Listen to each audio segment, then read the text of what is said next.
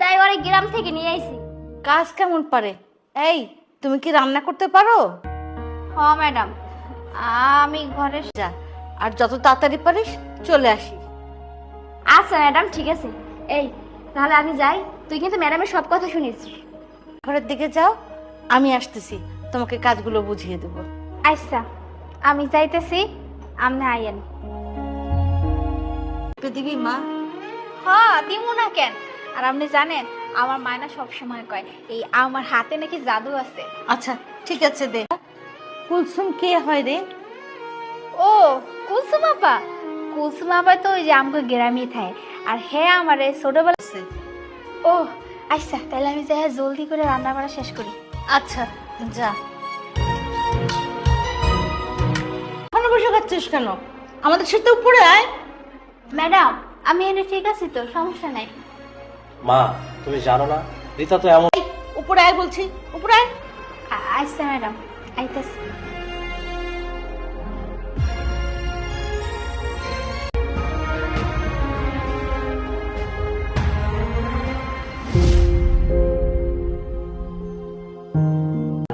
মামা, ভালো আছি আমি।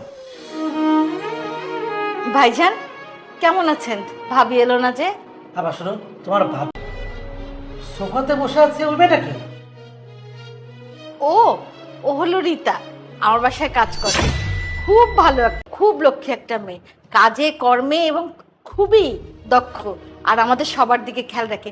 ও আমাদের ফ্যামিলি মেম্বারের মতনই হয়ে গেছে। বুঝলে? আচ্ছা বাদ দেন তো, চলেন ঘরে চলেন। মামা চলো চলো।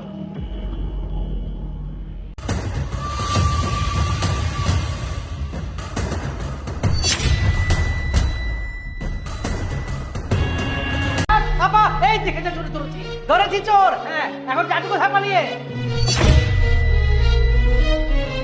চোর? আমি বলেছিলাম যে এই লক্ষ্মী একদিন তো কাল হয়ে দাঁড়াবে, দেখলি? এখন চুরি চুরি করে বেরিয়েছে। কি রে, তুই চুপ করে আছিস কেন? জবাব। বই? রিতা, তুই এত রাতে এই রুমে বই নিতে আসছিলি? ও আমার স্যার আমার জন্য জিগাই তো যে রিতা তুমি বড় হয়ে কি হবা?